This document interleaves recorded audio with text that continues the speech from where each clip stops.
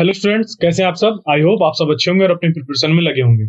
आज जो हम लोग को पढ़ना है वो पढ़ना है एसएचएम का पार्ट 2। उसमें मेनली हम लोग पढ़ेंगे एसएचएम से रिलेटेड जो इक्वेशन होती है उसकी फोर्स इक्वेशन या इक्वेशन ऑफ मोशन कह लीजिए। और उस पे देखिए इस चीज को हम लोग पढ़ भी चुके हैं अपने पिछले क्लासेस पे। अभी उसको एनर्जी के बारे में पढ़ना है कि एसएचएम में कितनी एनर्जी होती है, किस तरीके की एनर्जी होती है, कैसे एक फॉर्म से दूसरे फॉर्म में एनर्जी कन्वर्ट होती है, ये चीजें जानना है। और फिर पढ़ेंगे सिंपल पेंडुलम के बारे में। ओके। और सिंपल पेंडुलम जो है हम लोग का, वो जो अलग अलग सिचुएशंस पे जैसे उसको हम लोग ट्रीट करते हैं, तो वो सारी चीजें हम लोग को पढ़नी है। तो ये जो सारा हम लोग पढ़ने वाले हैं वो पूरा बेस्ड है जेई मेन जो सिलेबस है उसके अकॉर्डिंग। और उसको पढ़ने के लिए सबसे पहले यही हम लोग का ये रहेगा, force and energy in SHM, फिर composition of two SHMs and its cases, simple pendulum, effect of temperature on time period. यानी कि यहां से जो इधर वाला पोर्शन है, पहले सिंपल पेंडुलम को समझकर कि सिंपल पेंडुलम क्या होता है। उसके बाद अब क्योंकि सिंपल पेंडुलम पे टाइम पीरियड दो चीजों पर डिपेंड करता है, एक तो एल पे और जी पे, वो भी हम लोग देखेंगे कैसे। और अब वही एल और जी डिफरेंट डिफरेंट सिचुएशन में जब चेंज होंगे तो वो इफेक्ट करेगा उसके टाइम पीरियड को। तो वही चीज की वो कैसे चेंज होता है, क्या होता है, वो सब हम लोग को सीखना है आज। ओके।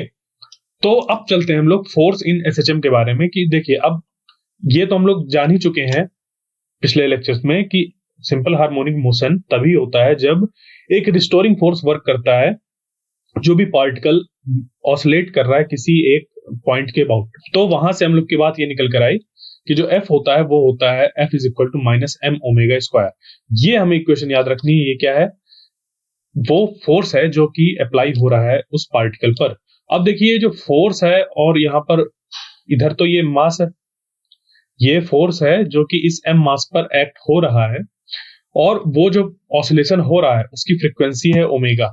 ठीक है, ओमेगा उसकी फ्रीक्वेंसी, यहाँ पर ओमेगा स्क्वायर लिखा है। और यहाँ पर फिर क्या है? एक्स, यानी कि कोऑर्डिनेट, किस जगह पर पार्टिकल की बात हो रही है। यानी कि अगर मीन पोजीशन इधर है और पार्टिकल इस जगह पर है। ओके।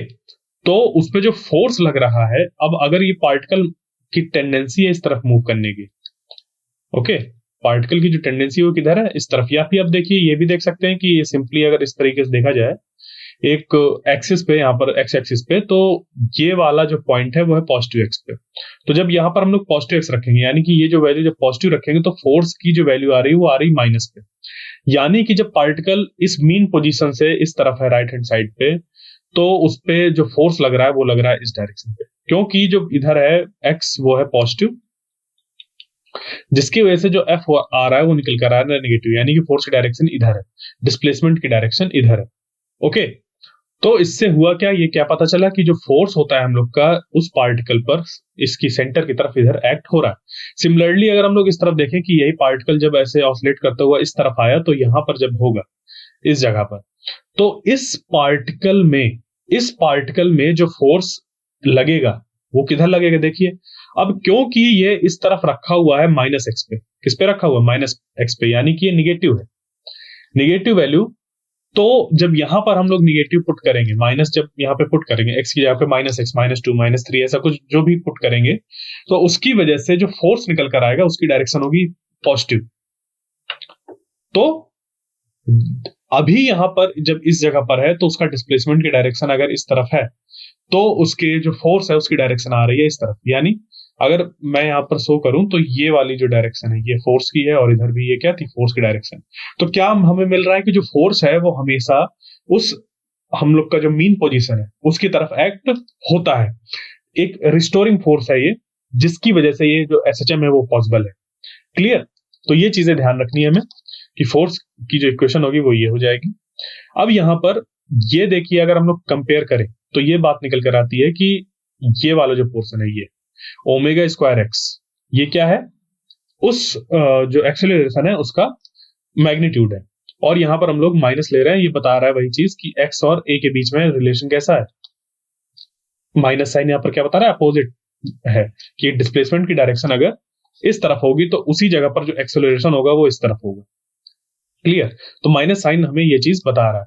तो ये हमें रिलेशन याद रखना है कि अगर कभी हमें हमसे पूछ लिया कि कोई एक सिंपल पेंडुलम है, उसकी फ्रीक्वेंसी ऑसिलेशन की कुछ गिवन है, और एक्स पोजीशन पर उसमें कितना एक्सेलरेशन एक्ट हो रहा होगा, तो यहां पर ये निकल कर आ रहा है। इस पे एक और चीज नोटिस करिए कि ये जो एक्सेलरेशन है ये कांस्टेंट एक्सेलरेशन नहीं है, ये एक्स के साथ वेरी कर रहा है। ये जो ए है वो एक्स के साथ वेरी कर रहा है।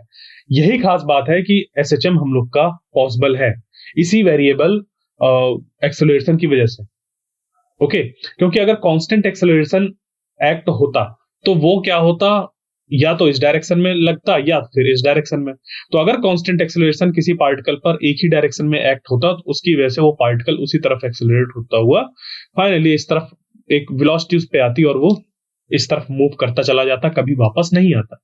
जबकि यहां पर जो ए है वो क्या हो रहा है, जैसे जैसे उसकी पोजीशन चेंज हो रही है, डिस्प्लेसमेंट जो हम लोग देखें उसके साथ ए की वैल्यू भी चेंज हो रही है।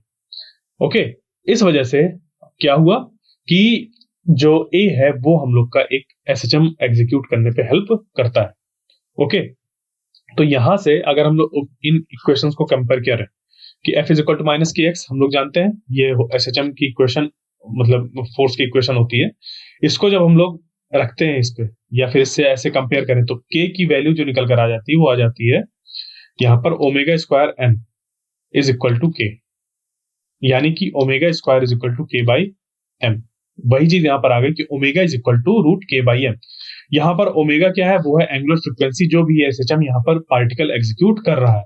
तो ये सारी चीजें जो कि आपको एसएचएम से रिलेटेड पता होनी चाहिए। अब चलते हैं आगे और देखते हैं कि जो हम लोग का एसएचएम होता है उसमें अगर एक पार्टिकल जो है वो जो कि एसएचएम कर रहा है उसमें एनर्जी कौन कौन सी होती है उसको देखते हैं। तो देखिए, जब कोई भी हम लोग का पार्टिकल एसएचएम कर रहा होता है तो उसमें दो तरीके की एनर्जी होती है, एक तो पोटेंशियल एनर्जी और दूसरी काइनेटिक एनर्जी। कैसे, कहां, कैसे और किस तरीके से, तो देखिए पोटेंशियल एनर्जी की अगर बात करें तो हम लोग जानते हैं कि पोटेंशियल एनर्जी जो होती है हम लोग की वो उसके पोजीशन की वजह से होती है कि पार्टिकल किस जगह पर है, उसकी जो पोजीशन होती है उसकी वजह से पोटेंशियल एनर्जी होती है। जैसे कि अगर हम लोग देखें कि एक स्प्रिंग है, लेट अस सपोज एक स्प्रिंग है और उसका यहाँ पर ऐसे मीन पोजीशन है। अब इस मीन पोजीशन से ये क्या कर रहा है, एक बार ये इस तरफ जा रहा है और एक बार इधर जा रहा है। तो इन दो केसेस पे क्या बनेगी स्प्रिंग की हालत, एक बार ऐसी होगी और एक बार स्ट्रेच्ड होगी। ठीक है, मतलब कि अगर मैं इसको अलग से बना दूं यहाँ पर तो ये कुछ ऐसी यहाँ पर रिप्रेजेंट होगी कि एक पोजीशन इधर और जो दूसरी पोजीशन है वो होगी एक्सटेंशन वाली वो इधर। मतलब कि रेड कलर से जो बना हुआ है वो हम लोग की नॉर्मल पोजीशन पे ये स्प्रिंग मास सिस्टम है।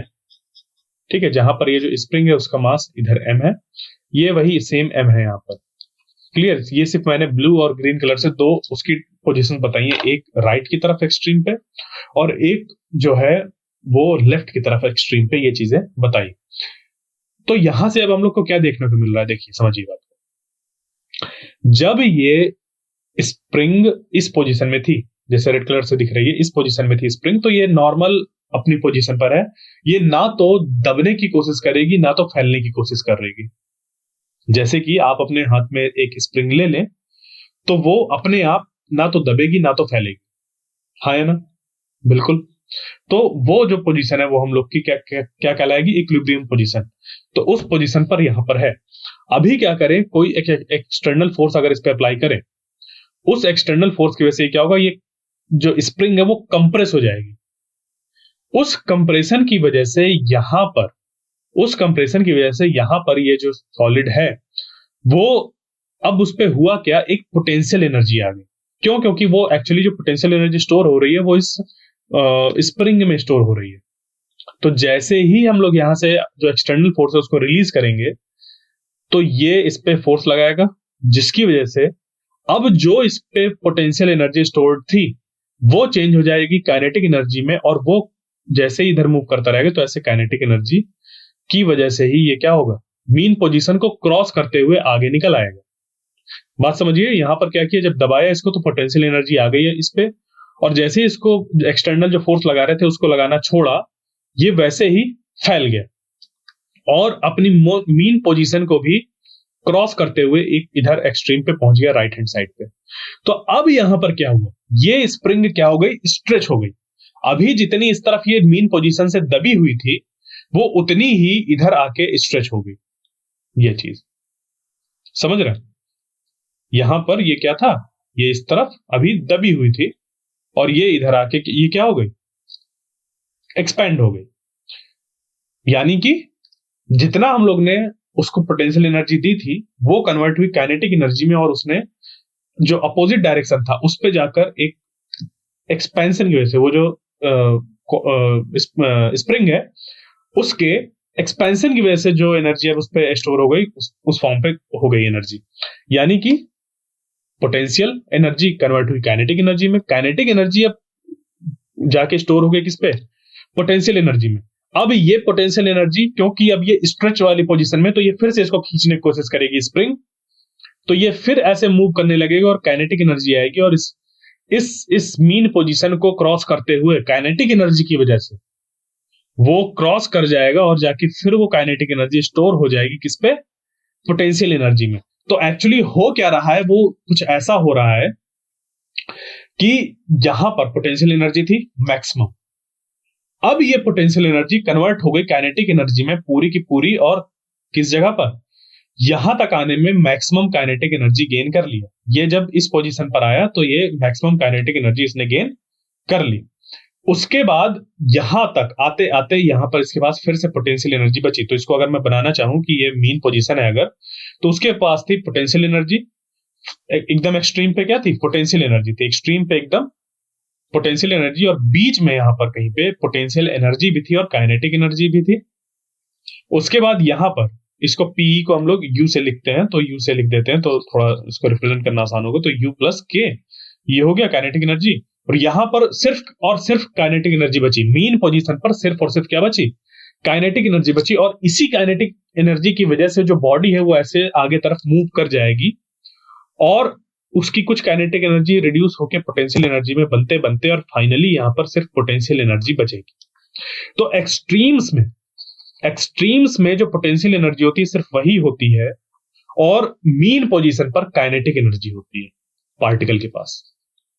क्लियर, ये कुछ ऐसा होता है, पोटेंशियल एनर्जी थी यहां पर, जब पार्टिकल यहां पर था वो आया और यहां पर उसके पोटेंशियल एनर्जी और काइनेटिक एनर्जी में कन्वर्जन हुआ। ओके, फिर उसके बाद इस जगह पर पूरा का पूरा काइनेटिक एनर्जी में कन्वर्ट हो गया। इसको हम लोग अगर नाम देना चाहें, इसको लेफ्ट वाली काइनेटिक एनर्जी पोटेंशियल एनर्जी बोल दें, इसको राइट वाली बोल दें, यहाँ पर 1 बोल दें, इसको 2 बोल दें, डिफरेंट डिफरेंट बताने के लिए। ओके, तो इस तरीके से क्या हुई, जो भी हम लोग ने इनिशियली पोटेंशियल एनर्जी उसको दी थी, उसी पोटेंशियल एनर्जी के साथ ही क्या हो रहा है, ऑसिलेट कर रहा है।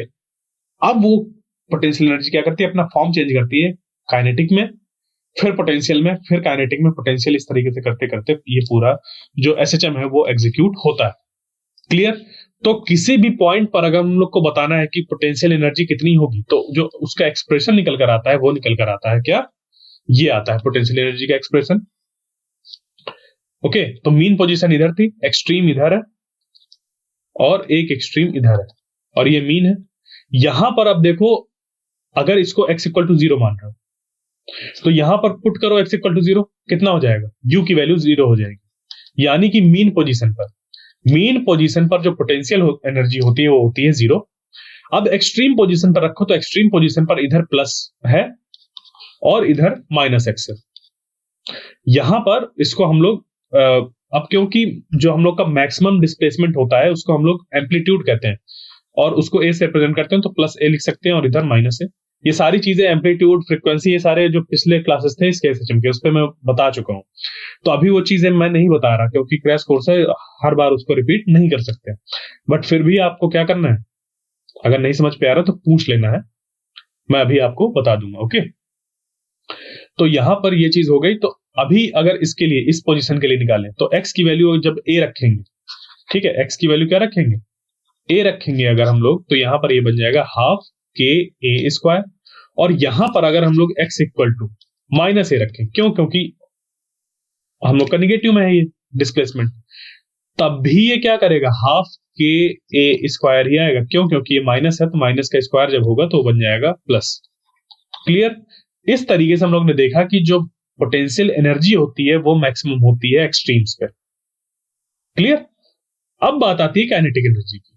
अब क्योंकि काइनेटिक एनर्जी क्या होती है, पोटेंशियल एनर्जी से कन्वर्ट होकर आती है, इस वजह से हम लोग का एक्सप्रेशन जो होता है वो कुछ इस तरीके का होता है कि पोटेंशियल एनर्जी में कुछ सब्ट्रैक्ट कर दो तो पता चल जाएगी कितनी काइनेटिक एनर्जी है।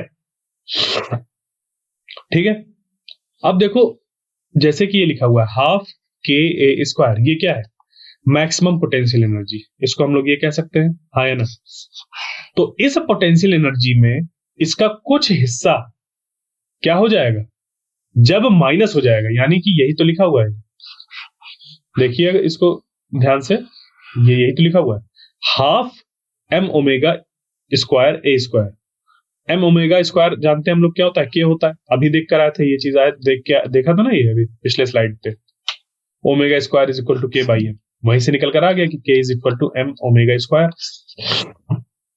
तो काइनेटिक एनर्जी का जो एक्सप्रेशन बन गया हम लोग का, वो बन गया half M omega square bracket में A square minus X square. Clear? तो इस तरीके से ये काइनेटिक एनर्जी का निकल कर आया। अब यहां पर हम लोग क्या देखें, अगर x इक्वल टू 0 पुट करते हैं तो देखिए क्या निकल कर आएगा कि k is equal to half K यानी कि ये हम लोग का जो स्प्रिंग कांस्टेंट है उसकी बात हो रही है, काइनेटिक एनर्जी वाला के नहीं, ये स्मॉल के है। क्लियर? तो ये इस तरह लिख सकते हैं, तो हाफ के ए स्क्वायर, यानी कि देखिए अब यहाँ पे एक्सट्रीम पर जो पोटेंशियल एनर्जी थी यू मैक्स जो था वो कितना था? हाफ के स्क्वायर, और इधर भी क्या था? हाफ के स्क्वायर। तो ये जो एक्सट्रीम्स पे पोटेंशियल एनर्जी थी वो पूरी की पूरी क्या हो गई? कन्वर्ट हो गई किस पे? काइनेटिक एनर्जी पे, जब मीन पोजीशन पर हम लोग देख रहे हैं काइनेटिक एनर्जी। क्यों? क्योंकि वहां पर जो पोटेंशियल एनर्जी थी वो कितनी थी? 0 थी। तो इस तरीके से जो हम लोग का पोटेंशियल एनर्जी और काइनेटिक एनर्जी के एक्सप्रेशन होते हैं वो गिवन होते हैं, और जो टोटल एनर्जी होती है, टोटल एनर्जी का एक्सप्रेशन हो जाता है E is equal to U plus K, E is equal to U plus K, और U प्लस के से हम लोग का बन जाएगा half M omega square A square is equal to 2 pi square M V square A square. ये हम लोग का टोटल एनर्जी का एक्सप्रेशन होता है। टोटल एनर्जी किसी भी पॉइंट पर कैसी होती है? कांस्टेंट होती है, और किसके बराबर होती है?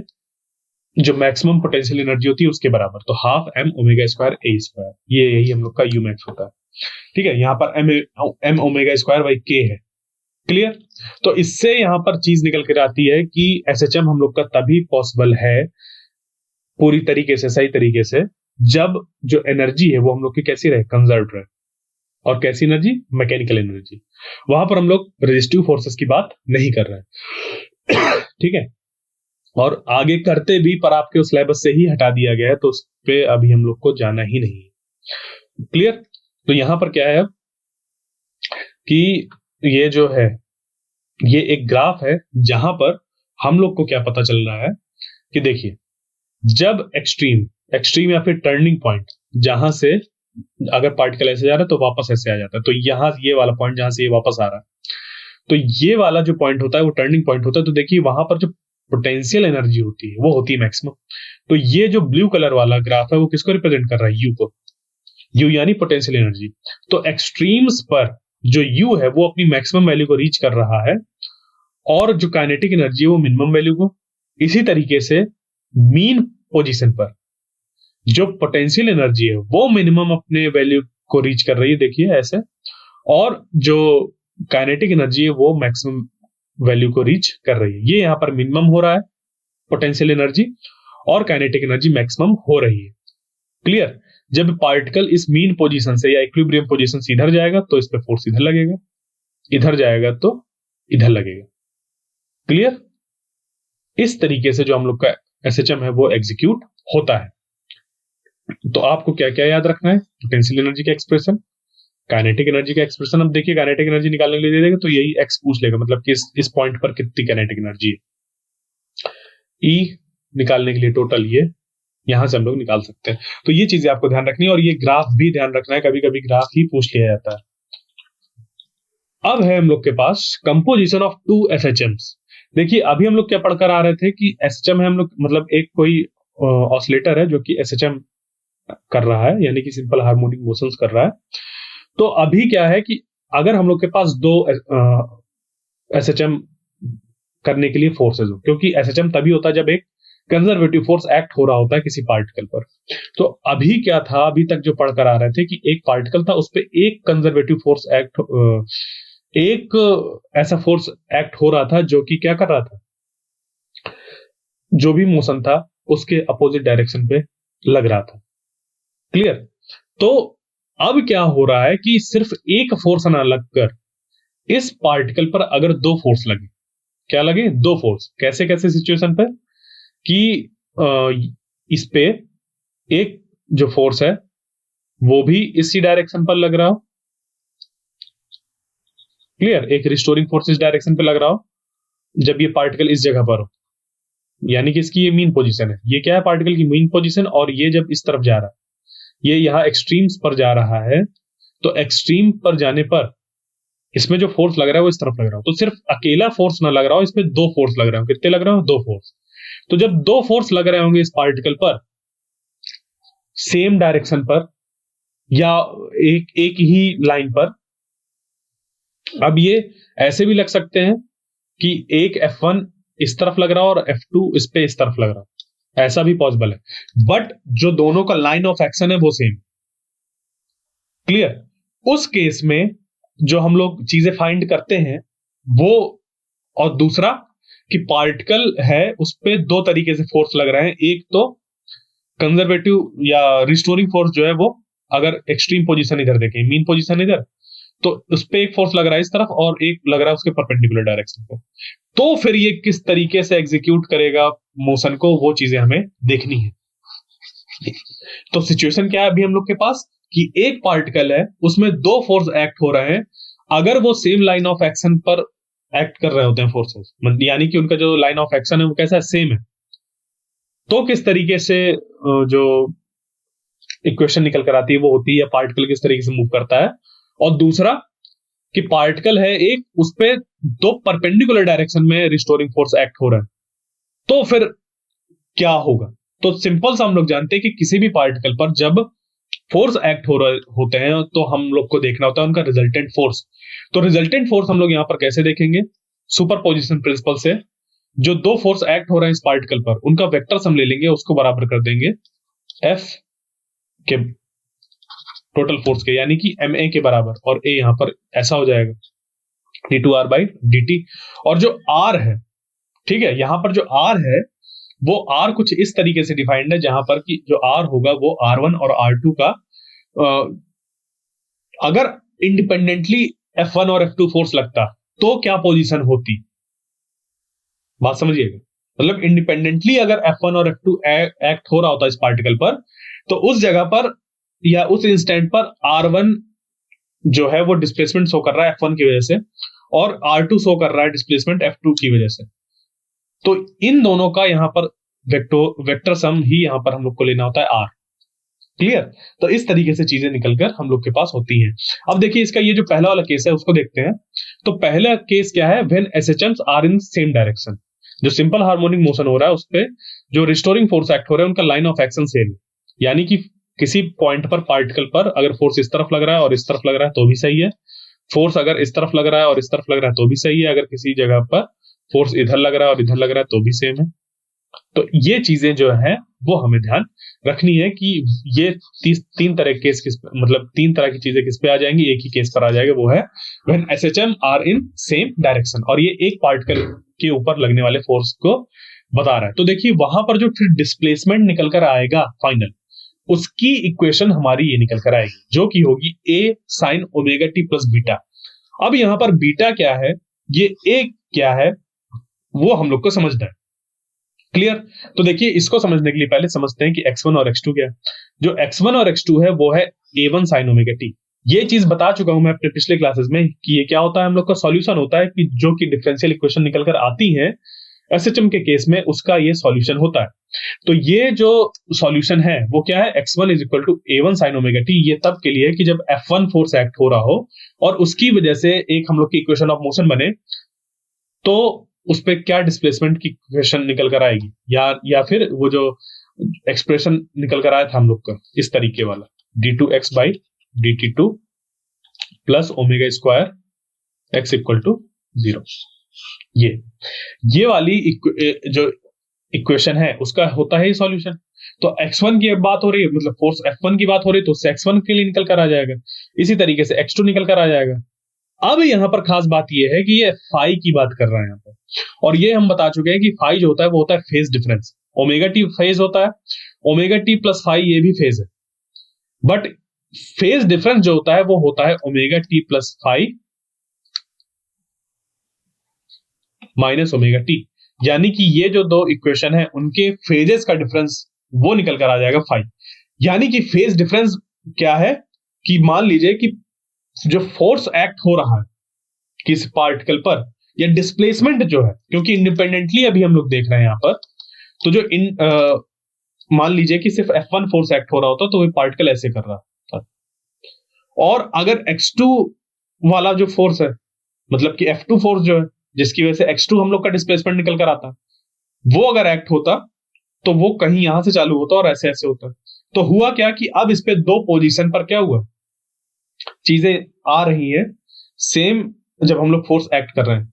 तो अब क्या हो रहा है कि ये जो, अगर इसको दो डिफरेंट पोजीशन मान लें हम लोग, ये जो बना दो चीजें नहीं है, दो डिफरेंट पोजीशन है इसी एक चीज की। एक तब की पोजीशन है जब F1 फोर्स एक्ट हो रहा है और दूसरी तब की है जब F2 फोर्स एक्ट हो रहा है। तो ये क्या करते, ये कुछ फेज इनके फेज पे डिफरेंस होता, तो वो जो फेज डिफरेंस है वो क्या है, वो है फाई। क्लियर? तो यहां से ये दो इक्वेशन आ गए, इनको जब यहां पे हम लोग पुट करेंगे और फिर ट्रिग्नोमेट्री आइडेंटिटीज लगाकर इसको सॉल्व करेंगे, तो ये निकल कर आ जाएगा कि ए जो है वो होगा ये, और ए क्या है, वो है रिजल्टेंट, वो है रिजल्टेंट एम्पलीट्यूड। वो क्या है, रिजल्टेंट एम्पलीट्यूड है कब का, कि जब दो एसएचएम एग्जीक्यूट हो रहे हो सेम डायरेक्शन में, किसी एक पार्टिकल के ऊपर दो फोर्स लग रहे हो, दो रिस्टोरिंग फोर्स। ठीक है, तो पहले वाले फोर्स की वजह से जो डिस्प्लेसमेंट होगा वो इतना होना चाहिए, दूसरे वाले की वजह से इतना होना चाहिए। बट जब दोनों एक साथ एक्ट कर रहे हो और उन दो जो डिस्प्लेसमेंट है उनके बीच में जो फेज डिफरेंस है वो इतना हो, तो हम लोग के पास जो फाइनल निकल कर आता है इक्वेशन ऑफ मोशन का सॉल्यूशन, वो निकल कर आता है ये, यानी डिस्प्लेसमेंट का जो निकल कर आता है वैल्यू, वो निकल कर आता है ये, जहां पर हम लोग ने बता दिया कि जो ए है वो कितना है, under root A1 square plus A2 square plus 2A1 A2 cos phi. Phi यहां पर क्या है भाई, फेज डिफरेंस है। क्लियर? तो अगर ये जो दो हम लोग के एम्पलीट्यूड है, इनको अगर मैं फेजर डायग्राम के थ्रू समझाना चाहूं, जहां पर कि A1 बता रहा है कि किसी फेज पर है, और जो A2 है, A2 जो है एम्पलीट्यूड सेकंड वाला, मतलब सेकंड वाले पोजीशन पर जब F2 एक्ट हो रहा होता है, उस केस में F1 के रिस्पेक्ट में A2 जो है वो 5 डिग्री आगे चल रहा है, तब हम लोग का कुछ ऐसा बनता और रिजल्टेंट इसका ये निकल कर आया। ठीक है, तो यहां से ये चीज निकल कर आ गई कि ये, और जो एंगल बन रहा है बीटा, बीटा एंगल क्या है कि जो रिजल्टेंट है और जो इनिशियल A1 हम लोग मान के चल रहे थे उसके बीच का एंगल होता है, तो वो निकल कर आता है ऐसे, tan beta is equal to A2 sin 5 divided by A1 plus A2 cos 5। तो अभी ये चीज कैसे निकल कर आ रही है वो डेरिवेशन में नहीं कराने वाला, अभी आपको ये चीजें ध्यान रखनी है। और इस पे एक पॉइंट ये है कि जब भी ऐसा होता है ये वाली कंडीशन, इस वाले केस में, तो जो वैल्यू होती है एम्पलीट्यूड की वो A1 माइनस A2, यहां पर A1 माइनस A2 करो, निगेटिव है पॉजिटिव है, बट क्योंकि यहां पर हम लोग का मॉड लगा हुआ है तो हमेशा वैल्यू पॉजिटिव आएगी एम्पलीट्यूड की। तो इसके और A1 प्लस A2 इसके बीच में होता है, यानी कि अगर मान लो कि इंडिपेंडेंटली जब F1 और F2 एक्ट हो रहे थे, उसकी वजह से X1 जो डिस्प्लेसमेंट निकल कर आ रहा था किसी इंस्टेंट T पर, वो निकल कर आ रहा था लेट अस सपोज 5 मीटर्स, और ये निकल कर आ रहा था 3 मीटर्स। तो 5 minus 2, sorry 5 minus 3 equal to 2, और 5 प्लस 8 यहां पर 3 इक्वल टू 8। इनसे कभी भी जो एम्पलीट्यूड है वो बाहर लाई नहीं करेगा। ये फाइनल वाला, जो फाइनल वाला एम्पलीट्यूड है वो न 2 से छोटा होगा ना 8 से बड़ा होगा, यही कहीं बीच पर लाई करेगा। वही चीज यहां पर ये वाला जो पॉइंट है वो बता रहा है। ठीक है, तो for any value of phi other than 0 and pi, resultant amplitude is between A1 minus A2 and A1 plus A2। कहां से निकल कर आया ये इधर से निकल कर आया। फाई की वैल्यू रखो, जब फेज डिफरेंस 0 है तो ये वाला एक्सप्रेशन हम लोग का क्या बन जाएगा, ये वाला, और जब पाई होगा तो ये वाला एक्सप्रेशन हो जाएगा। क्लियर? तो ये चीजें हमें ध्यान रखनी है। अब चलते हैं, जब किसी एक पार्टिकल पर दो परपेंडिकुलर डायरेक्शन में रिस्टोरिंग फोर्स एक्ट हो रहे होते हैं, क्लियर, वो एग्जीक्यूट हो, मतलब उस पर एसएचएम हो रहा है और उस पर 2 रिस्टोरिंग फोर्स एक्ट हो रहे हैं।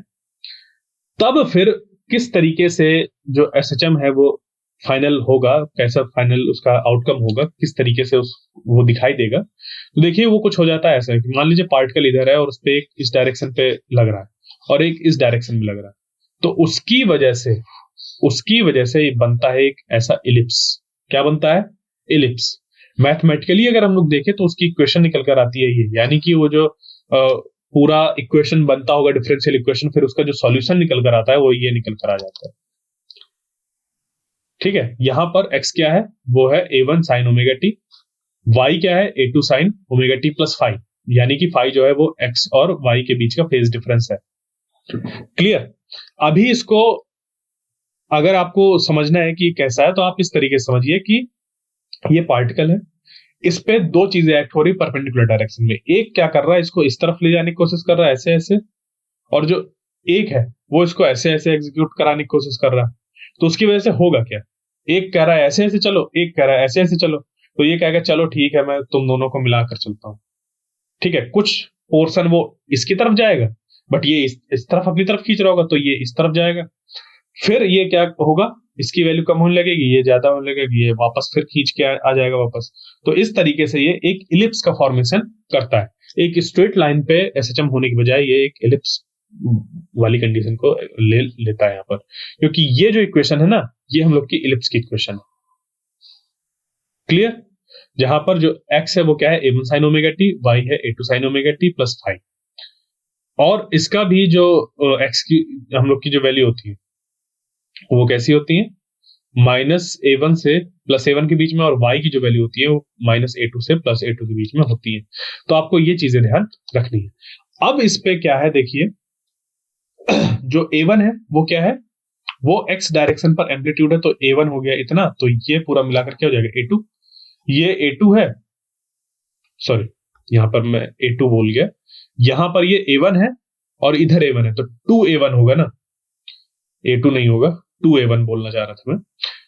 क्लियर ये चीज? तो यहां पर अगर देखें हम लोग y डायरेक्शन में, तो इस जगह पर कितना है? a2 है। इस जगह पर क्या है? a2 है, और इधर भी a2 है क्योंकि एम्पलीट्यूड है ऐसा, इधर एम्पलीट्यूड इधर एम्पलीट्यूड, यानी कि 2a2 हो गया। तो x डायरेक्शन में जो हम लोग का एक्सपेंशन हो गया वो हो गया इधर से इधर, और इधर हो गया इधर से इधर। इससे बना एक इस तरीके का रेक्टेंगल, और इस रेक्टेंगल के अंदर ही ये जो पार्टिकल है वो एक एसएचएम को एग्जीक्यूट करेगा किस शेप में? एक इलिप्स के फॉर्म पे। क्यों? क्योंकि जो इलिप्स की इक्वेशन है वो हमको यहां से मिलेगी, जहां पर ये जो फाई है वो है फेज डिफरेंस एक्स और वाई के बीच का, a1 a2, एक्स और वाई पे उसके एम्पलीट्यूड्स हैं। तो ये चीजें हमें ध्यान रखनी है। क्लियर? तो अब चलते हैं आगे और देखते हैं कि इसी में अगर इसी इक्वेशन पर फाई और जो a1 a2 है उनकी वैल्यूज वगैरह चेंज हो तो किस तरीके से ये चेंज होगा, इसका शेप कैसे चेंज होगा। तो देखिए होता क्या है कि अगर फाई की वैल्यू 0 है, फाई की वैल्यू 0 है, तो देखिए इस इक्वेशन पर, इस इक्वेशन पर फाई की वैल्यू 0 यहां पर पुट करो तो ये पूरा 0 हो जाएगा, ये पूरा 0, और ये हो जाएगा 1। क्लियर? तो यहां से जो इक्वेशन बनेगी वो बन जाएगी एक हम लोग की स्ट्रेट लाइन की इक्वेशन, कुछ ऐसी। क्लियर? ये कुछ ऐसी इक्वेशन फॉर्म हो जाएगी।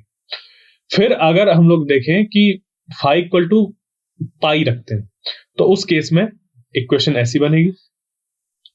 क्लियर? इक्वेशन कुछ ऐसी बनेगी। और अगर phi equal to pi by 2 तो इक्वेशन हम लोग की जो होगी, अब इस पे अगर जो एम्पलीट्यूड है वो भी सेम हो जाए तो एक सर्किल की इक्वेशन निकलकर आ जाती है। यानी कि इस केस पे ऐसा होगा, देखो इसका जो स्लोप है वो कैसा है? पॉजिटिव। ये जो स्लोप है वो कैसा है? पॉजिटिव है, और इसका जो स्लोप है वो कैसा है? नेगेटिव। तो ये पॉजिटिव स्लोप वाला ऐसा लाइन फॉर्म हो गई, और ये नेगेटिव स्लोप वाला ऐसी लाइन फॉर्म हो गई। और जब हम लोग का phi equal to pi by 2 होता है उस केस में ये वाला फॉर्म होता है। इससे ज्यादा इस पे हम लोग को चीजें नहीं देखना। क्लियर? यहां पर एक सर्कल फॉर्म होगा, अभी a1 a2 दिखा रहा है, जब a1 और a2 बराबर हो जाएंगे तो यहाँ पर एक ऐसा स्क्वायर जैसा बनेगा और अंदर एक ऐसा सर्कुलर मोशन एग्जीक्यूट होगा। क्लियर? तो ये चीजें हमें ध्यान रखनी है ये तीन केस कि फाई इक्वल टू 0 है, फाई इक्वल टू पाई और phi equal to pi by 2 है, और उस पर भी अगर a1 a2 बराबर कर दिए जाए तो एक सर्कल बन जाएगा, वरना एक इलिप्स ही बन जाएगा। जैसे ये बना हुआ है एक इलिप्स हो जाएगा, अगर बराबर कर दिए तो एक सर्कल बन जाएगा इस तरीके से। क्लियर? तो ये चीजें ध्यान रखनी है। और अब बात आती है सिंपल पेंडुलम की। तो सिंपल पेंडुलम जो होता है हम लोग का, वो एक्चुअली कुछ इस तरीके का अरेंजमेंट होता है जहां पर एक हम लोग के पास प्रेजेंट होता है वो जगह जहां से किसी एक थ्रेड को हम लोग बांधते हैं, और वो जो थ्रेड होता है वो होता है इनएक्सटेंसिबल। आइडियल जो सिंपल पेंडुलम हम लोग बनाते हैं वो होता है कैसा? Inextensible wire. यहां पर जो वायर है वो कैसी है? इनएक्सटेंसिबल, यानी कि वो फैलती नहीं है आइडियल सिंपल पेंडुलम के केस में। फिर ये हो गया वायर एल लेंथ की, और यहां पर एक उसके आगे लगा दिया जाता है बॉब। अब बॉब की जो डिफिनीशन है वो ये है कि ये इसका जो साइज होगा वो बहुत छोटा होगा बट हैवी होगा। साइज बहुत छोटा होगा बट हैवी होगा। ऑल्दो जो मास होता है उस पे इसके फ्रीक्वेंसी का कोई इफेक्ट नहीं पड़ता, बट उसको एसएचएम एग्जीक्यूट कराने के लिए जो एम है वो नेसेसरी है, क्योंकि वहां पर हम लोग का जो फोर्सेस है वो तो अप्लाई होंगे ना। क्लियर? तो इस वजह से जो हम लोग का जो ये है बॉब, उसका डिफिनीशन ये है कि बहुत छोटे से जगह पर बहुत ज्यादा मास होना चाहिए। क्लियर? तो ये होता है बॉब। तो बन गया सिंपल पेंडुलम, यानी कि एक धागा लो, उसके नीचे एक छोटा सा मास साइज में हो बट मास उसका ज्यादा हो, मतलब उस मास का साइज छोटा हो बट जो मास है वो ज्यादा हो। फिर उसको क्या किया जाए? हल्का सा डिस्प्लेसमेंट दिया जाए तो वो क्या करेगा? ऐसे ऐसे ऑसिलेट करेगा। आप लोग ने ये चीज बहुत देखी होगी और खुद किया भी होगा। तो इसकी जो चीजें निकल कर आती है वो ये निकल कर आती है कि देखिए यहां पर इसको अब इस तरीके से ब्रेक किया जाता है कंपोनेंट्स पे कि mg अगर इस तरफ एक्ट हो रहा है डाउनवर्ड, क्योंकि इसका मास हम लोग ने ले लिया m, तो इसका मास अगर m है, जैसे कि यहाँ पर ये लिखा हुआ है इसका मास अगर m है, तो डाउनवर्ड इस पे mg एक्ट हो रहा है, और इस तरफ क्योंकि ये स्ट्रिंग है तो इस पे एक्ट करेगा एक टेंशन। ये टेंशन इस तरीके से दो पार्ट्स पे ब्रेक हो जाएगा। क्लियर? यहां पर बन गया एंगल थीटा, तो ये वाला हो जाएगा टी साइन थीटा और ये हो जाएगा T cos theta. T cos theta balance out करेगा mg को, तो ये निकल कर आ जाएगा mg, या फिर जो हम लोग का टी है उसको भी हम लोग चेंज कर सकते हैं। क्लियर? ये जो mg उसको दो पार्ट्स में ब्रेक कर लो, उस तरीके से भी कर सकते हैं। क्लियर? तो इस पे हम लोग का कोई फर्क नहीं पड़ता, इक्वेशन ऑफ मोशन क्या निकल के आएगी इस पे कि किस तरीके से हम लोग कंपोनेंट्स को ब्रेक कर रहे हैं, उस बात पे फर्क नहीं पड़ता। वो तो सिर्फ हम लोग का एनालाइज करने का तरीका है। जो नेचर में चीज हो रही है वो तो होती ही है वैसे। क्लियर? उसको हम लोग एनालाइज कैसे कर रहे हैं वो मैटर करता है। तो इसको ऐसा करना चाहे तो आप कर सकते हैं कि ये टी है अगर इस तरफ, और ये जो mg है इसको ही दो पार्ट्स में ब्रेक कर लो, एक इधर और एक इधर। ठीक? तो हुआ क्या अब यहां पर कि ये वाला जो है ये टी बैलेंस आउट हो रहा है mg cos थीटा से, और यहां पर ये इस पे फोर्स लग रहा है mg sin थीटा, जो कि इसको मूव करा रहा है किस तरीके से? ml d2 theta by dt2। ठीक है? एक हम लोग का यहां पर फोर्स मिल रहा है जिसकी वजह से ये ऐसे मूव कर रहा है। तो ये हो गई फोर्स बैलेंस इक्वेशन इस सिंपल पेंडुलम की। तो यहां से अभी हम लोग को क्या ध्यान रखना है कि ये जो थीटा है वो एंगल होता है मीन पोजीशन से, जहां तक ऐसे स्ट्रिंग ऐसे गई है कुछ एंगुलर, इसको एंगुलर डिस्प्लेसमेंट कहते हैं। तो हमें ध्यान रखना है टाइम पीरियड का एक्सप्रेशन जो कि इंडिपेंडेंट होता है मास से, यानी कि यहां पर हम कितना हैवी बॉब ले रहे हैं इस बात पे डिपेंड ही नहीं करता कि इस सिंपल पेंडुलम का जो टाइम पीरियड है वो क्या होगा। वो सीधा सीधा डिपेंड करता है दो चीजों में। कभी भी हम लोग से डिपेंडेंसी पूछी जाए कि टाइम पीरियड किस पे डिपेंड कर रहा है, तो आपको कहीं नहीं ऐसे सोचना रहे किस पे डिपेंड कर रहा है, मास पे कर रहा है नहीं कर रहा, नहीं, बिल्कुल ऐसा नहीं सोचना। आपको सीधे देखना एक्सप्रेशन, ये एक्सप्रेशन है, यहां से पता चल रहा है जो टी है वो directly proportional to root L है, और जो टी है वो inversely proportional to root G है। तो यहां से ये दो चीजें निकल के आ रही है ना, तो बस इन्हीं दो चीजों पर जो टाइम पीरियड होता है सिंपल पेंडुलम का वो डिपेंड करता है। इसी को अगर मैं लिखना चाहूं तो फ्रीक्वेंसी के टर्म्स में लिख सकते हैं ऐसे क्योंकि फ्रीक्वेंसी जो होती है वो होती है 1 बाई टाइम पीरियड, तो यहां से ये चीजें लिख दी। तो अब देखिए फ्रीक्वेंसी भी हम लोग की जी और एल पे ही डिपेंड कर रही है, जहां पर जो एल है वो है लेंथ ऑफ स्ट्रिंग और जो जी है वो है एक्सेलरेशन ड्यू टू ग्रेविटी। अब ये दोनों चीजें अगर किसी तरीके से चेंज हो गई उस सिंपल पेंडुलम, जहां पर जैसे मान लीजिए सिंपल पेंडुलम रखा हुआ है हम लोग का कहीं पर, जहां पर जी की वैल्यू कुछ डिफरेंट है, तो इसके टाइम पीरियड चेंज होगा। अगर वो जो लेंथ है उस क्या कहते हैं स्ट्रिंग की, वो चेंज हो रही है, तो टाइम पीरियड चेंज होगा। तो इन्हीं को ध्यान में रखते हुए कि एल कैसे कैसे चेंज हो सकता है, जी कैसे कैसे चेंज हो सकता है, हम लोग के कुछ केसेस बनते हैं सिंपल पेंडुलम के। जैसे कि सबसे पहला आता है effect of temperature on time period. तो देखिए जब भी हम लोग इफेक्ट ऑफ टेम्परेचर की बात करते हैं तो टेम्परेचर करता क्या है, चीजों को एक्सपेंड करता है। क्लियर? तो यहां पर भी क्या हो रहा है कि जैसे ही चीज गर्म हो रही है तो उससे जो लेंथ है वायर की वो बढ़ रही है। तो let us suppose 0 degree Celsius पे जो लेंथ ऑफ वायर थी वो कितनी थी, एल थी, और उस पॉइंट पर जो टाइम पीरियड था सिंपल पेंडुलम का तो वो कितना था, टी था। यानी कि टी इज इक्वल टू जो निकल कर आ जाएगा वो हो जाएगा यहां पर 2 पाई और under root L by G. Clear? ये चीज हम लोग के पास निकल कर आ गई। तो बना क्या यहां पर कि ये जो है ये, ठीक है, ये जो हम लोग के पास एक्सप्रेशन है। अब देखिए इस एक्सप्रेशन पर यहां पर क्या है कि जो टाइम पीरियड है, जैसे मैंने अभी बताया था कि वो रूट एल और जो टाइम पीरियड है वो 1 बाई रूट जी पर ही डिपेंड करता है। तो इसी वजह से अब क्योंकि यहां पर हम लोग ये मान रहे हैं कि जब थीटा डिग्री सेल्सियस था उस टाइम उसकी लेंथ कितनी थी, एल थी, और उस जगह पर जो टाइम पीरियड था, उस केस पर टाइम पीरियड था वो कितना था, टी था। तो हम लोग का बन जाएगा क्या, T is equal to 2 pi और यहां पर अंडर रूट एल बाई जी, ये बन जाएगा। अब ये जो बन गया हम लोग का, ये तो है जब 0 डिग्री सेल्सियस की बात थी।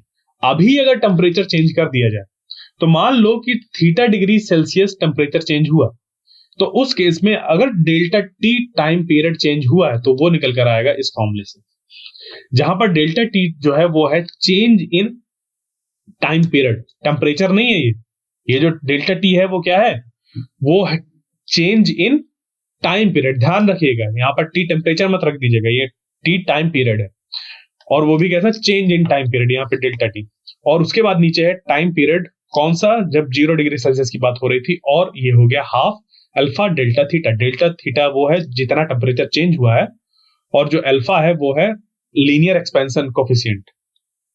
ठीक है, मतलब उस टेम्परेचर की वजह से, टेम्परेचर बढ़ने की वजह से वो जो रॉड है वो कितना एक्सपेंड हो रही है। तो क्वेश्चन कुछ ऐसा आएगा कि एक रॉड है या वायर है, उस पे एक एसएचएम ऐसे एग्जीक्यूट हो रहा है, या हम लोग का जो ऑसिलेशन है वो एग्जीक्यूट हो रहा है किस पे, 0 डिग्री सेल्सियस पे, और उसका जो टाइम पीरियड है वो कुछ गिवन है टी नॉट। क्लियर?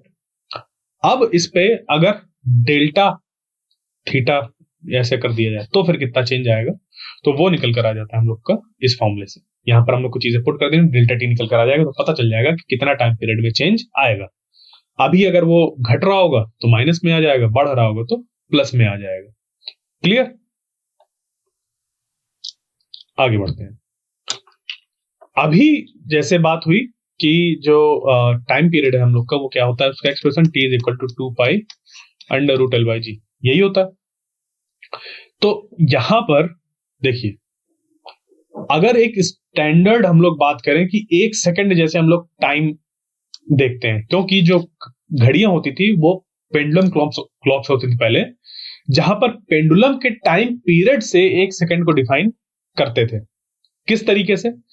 एक्चुअली ये जो हम लोग का यहां पर बनता था पेंडुलम, वो कुछ बनता था इस तरीके का कि अगर उसने क्या किए, एक ऑसिलेशन अपना कंप्लीट किया, यानी कि यहां से ये चला, एक्सट्रीम पोजीशन तक गया, वहां से वापस आया और फिर एक्सट्रीम पोजीशन पर गया, और वहां से फिर वापस आया, तो उस केस में यहां से यहां तक आने में जो उसको पूरा टाइम लगता है वो कितना लगता है, 2 सेकंड। तो इस तरीके का पेंडुलम जिसका टाइम पीरियड कितना हो, 2 सेकंड, जिसका टाइम पीरियड क्या हो 2 सेकेंड, उसको हम लोग कहते हैं सेकेंड्स पेंडुलम। और ये यूज होता है हम लोग का घड़ी पे, जो सेकंड होते हैं उनको यहाँ पे जैसे सेकंड चलता है ना ऐसे ऐसे ऐसे, उसको चलाने के लिए ये वाली सुई। क्लियर? तो ऐसे टिक टिक टिक टिक टिक टिक। ध्यान सुनिए, आप लोग ने ऐसे नहीं सुना इसको कि टिक टिक टिक, ऐसे नहीं सुना, या फिर ऐसे नहीं सुना टिक टिक, नहीं। टिक टिक की आवाज कब आ रही है? एक एक सेकंड में। तो अगर मीन पोजीशन चलना चालू हुआ तो ये अपने आधे ड्यूरेशन पे ही 1 सेकंड को कंप्लीट कर देता है। तो यहां से मान लीजिए ऐसे चला टिक टिक टिक टिक टिक, समझ गए? यानी कि अगर हम एक्सट्रीम से ऐसे बनाए टिक टिक टिक टिक टिक टिक, एक एक सेकंड में टिक टिक की आवाज आती है, बट उसका जो टाइम पीरियड होता है पूरे एक ऑसिलेशन का टाइम वो होता है 2 सेकंड। ठीक है, तो ये चीज जानना जरूरी है, क्योंकि कंफ्यूज हो सकते हैं काफी लड़के कि अगर सेकंड पेंडुलम की बात हो रही है तो एक ऑसिलेशन में 1 सेकंड हो गया। नहीं, जो हम लोग का डिफाइंड है वो इस तरीके से है कि जब एक ऑसिलेशन होता है तो उसको 2 सेकंड लगते हैं, यानी कि हाफ ऑसिलेशन का जो टाइम होता है वो 1 सेकंड हम लोग लेकर चलते हैं। इस तरीके से डिफाइंड होता है। तो अगर कहीं पर जो जी की वैल्यू है वो है 9.8 मीटर पर सेकंड स्क्वायर, उस जगह पर जो वैल्यू होगी एल की वो कितनी होगी?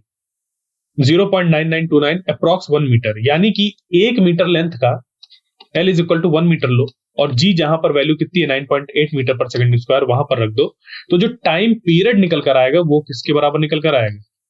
यहां पर इसको ऐसे रख दें, ये एल हो गया 1 और ये हो गया 9.8, तो जो टाइम पीरियड निकल कर आएगा वो 2 के बराबर निकल कर आएगा। टाइम पीरियड 2 सेकंड्स के बराबर निकल कर आएगा, यानी कि आधा ऑसिलेशन करने में उसको 1 सेकंड लगता है। ठीक है, आधा ऑसिलेशन करने में 1 सेकंड लगता है। टिक टिक टिक टिक टिक टिक, क्योंकि एक ऑसिलेशन होता है यहां से जाकर यहां तक आने, तो आधे ऑसिलेशन में टिक हो जाता है। टिक टिक टिक टिक टिक टिक, समझ गए? क्लियर? आगे बढ़ते हैं। अब अगर हम लोग का जो पेंडुलम है, अभी जैसे मैंने बोला था कि जो टी है वो किस पर डिपेंड करता है? एल और जी की वैल्यूज पर, और एल और जी की वैल्यू दोनों की दोनों वैल्यू चेंज होती हैं। तो अगर हम लोग का क्या है कि किसी जो पेंडुलम है वो किसी नॉन विस्कस मीडियम पर रखा हुआ है जिसकी डेंसिटी सिग्मा है, तो फिर जो टाइम पीरियड है वो कितना होगा? तो देखिए उसका एक्सप्रेशन निकल कर आता है ये। अब समझ लेते हैं यहां पर ये टाइम पीरियड कैसे क्या हो रहा है, कैसे चेंज हो रहा है। देखिए ये जो लिक्विड है उसकी डेंसिटी है सिग्मा, कितनी है? सिग्मा। और ये जो बॉब है उसकी डेंसिटी है रो, कितनी है डेंसिटी? रो डेंसिटी है। तो देखिए जैसे ही इस रो डेंसिटी का बॉब इस नॉन विस्कस मीडियम पर जिसकी की डेंसिटी सिग्मा है उसके अंदर जाएगा, तो इस पे लगेगा एक अपवर्ड डायरेक्शन में बायोंट फोर्स। क्लियर? हेलो राना, बहुत दिनों बाद दिखाई दिए हो। अब देखो यहां पर अब क्या होगा कि ये जो चीज है एक फोर्स अपवर्ड लग रहा है, किसकी वजह से? बायोंट फोर्स की वजह से। आर्किमिडीज प्रिंसिपल से हमें पता है ना कि कोई भी ऑब्जेक्ट जब लिक्विड पे जाता है वो जितने लिक्विड को पार्शियली या कंप्लीटली करता है। ठीक है मैं अभी आया तो आप टिक टिक कर रहे थे ठीक है, तो वो चीज समझ पे आ गई ना वो क्यों कर रहा था मैं। चलो ठीक है तो देखो अभी क्या है कि हम जानते हैं आर्किमिडीज प्रिंसिपल से कि जब भी कोई बॉडी पार्शियली या कंप्लीटली सबमर्ज्ड होती है किसी लिक्विड पर तो उस पे लगता है एक अपवर्ड फोर्स। तो वो अपवर्ड फोर्स की वजह से जो एक्सेलरेशन ड्यू टू ग्रेविटी होती है उसकी वैल्यू थोड़ी सी रिड्यूस हो जाती है। क्या हो जाती है? रिड्यूस हो जाती है। यानी कि यहां पर अगर हम लोग गौर से देखें तो यहां पर हम लोग का जो एक्चुअल एक्सप्रेशन बनेगा टाइम पीरियड का वो बन जाएगा 2 pi under root L effective divided by G effective. Clear? तो यहां से अब क्या होगा कि ये जो t इक्वल टू 2 पाई है under root L effective by G effective इस तरीके से आया। तो अब यहां पर जो चीज बनी तो हमें हमेशा कभी भी टाइम पीरियड निकालने के लिए जी इफेक्टिव को ढूंढना है। तो जी इफेक्टिव क्या होगा? वो जो जी हम लोग का होता है वो तो है जी है। अच्छा पढ़ाई का प्रेशर ज्यादा है इसलिए आज आया, ओके। तो देखो, प्रेशर मत लो पढ़ाई का, ठीक है, क्योंकि प्रेशर लोगे तो पढ़ाई हो नहीं पाएगी अच्छे से। तो जितना ज्यादा से ज्यादा पढ़ सकते हो उतना पढ़ो। सब पढ़ने की जरूरत नहीं है, हर एक चीज आनी अभी जरूरी नहीं, क्योंकि अ, अभी हम लोग का पढ़ने का मोटिव ही अलग है थोड़ा सा, कि एक फोकस होके एक पर्टिकुलर एग्जाम के लिए करना है। तो काफी चीजें छोड़नी होती हैं, हर एक चीज नहीं पढ़नी होती है। क्लियर? तो ये पता होना चाहिए कि क्या चीजें छोड़नी है, क्या नहीं छोड़नी है। तो अब देखो यहां पर क्या है कि ये चीज हो गई कि T is equal to 2 pi under root L effective by G effective. तो यही चीज हमें ढूंढनी होती है। तो जी इफेक्टिव इस केस में क्या हो जाएगा, क्योंकि इस पे एक अपवर्ड फोर्स लग रहा है जो यहां पर फोर्स है, अपवर्ड की वजह से जी की वैल्यू रिड्यूस हो गई और जी इफेक्टिव हो गई इतना। तो सिंपल सा हम लोग ने जी इफेक्टिव की वैल्यू यहां पर पुट करी है। क्लियर? तो जो टाइम पीरियड का फॉर्मूला आपको याद रखना है वो रखना है क्या, 2 pi under root L effective divided by G effective, और जो जी इफेक्टिव है उसी की वैल्यू और एल इफेक्टिव की वैल्यू उसी को हम लोग ढूंढते हैं। एल तो होती है वो गिवन जो उसकी स्ट्रिंग की लेंथ है, बट उसके ऊपर फैक्टर कैसे इफेक्ट कर रहे हैं उसकी लेंथ को, वो सारा हम लोग देखकर, जैसे टेम्परेचर हो गया या किसी तरीके से उसका वाई जो है मतलब यंग्स मॉडुलस, उससे कहीं चीजें निकल कर आए, वो तो सब एडवांस बनते हैं क्वेश्चन, यहाँ पर नहीं बनता वो ऐसा। क्लियर? सर अगर एरिया इंक्रीज करोगे तो प्रेशर कम हो जाएगा, बिल्कुल, एरिया इंक्रीज करोगे तो प्रेशर कम हो जाएगा। तो एरिया किस चीज का इंक्रीज करोगे? ये भी तो बताओ।